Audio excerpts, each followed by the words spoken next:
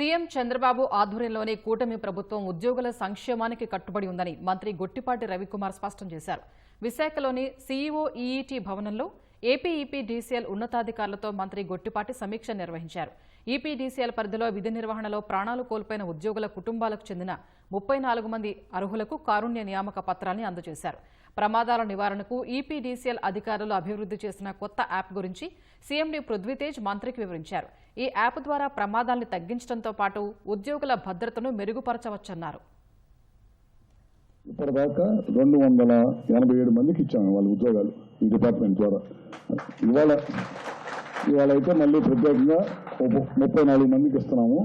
ప్రతి ఒక్కరు కూడా పవర్ ఇవ్వాలనే దృక్పథంతో పనిచేసే ప్రభుత్వం ఏదైనా ఉందంటే అది కూటమి ప్రభుత్వం, చంద్రబాబు గారి నాయకత్వం అని తెలియజేసుకుంటూ పవర్ డిపార్ట్మెంట్ సంబంధించి మా టార్గెట్ ఏంటంటే రాబోయే రోజుల్లో పవర్ బిల్లు పెంచకూడదు.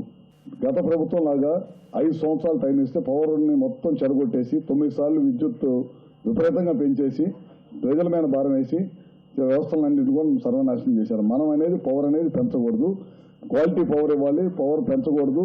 పవర్ పర్చేజెస్ బయట నుంచి ఎట్లా పడితే అట్లా చేశారు. ఆ పవర్ పర్చేజెస్ తగ్గించాలి, మనకున్న పవర్ని యూటిలైజేషన్ పెంచాలి, మనకున్న పవర్ తయారు చేసుకునే ఉత్పత్తిని పెంచుకొని మన నాణ్యమైన పవర్ మన ప్రజలకు అందించాలి, పవర్ భారం పడకూడదు అనేది ఈ ప్రభుత్వ ఉద్దేశం. Public sector discoms lo we are one of the topmost discom in the country.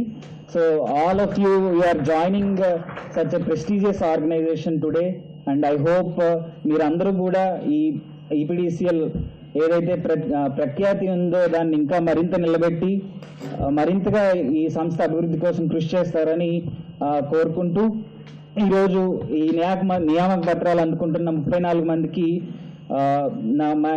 నా ప్రత్యేక అభినందనలు. All the best to all of you, congratulations and all the best to all of you. Thank you.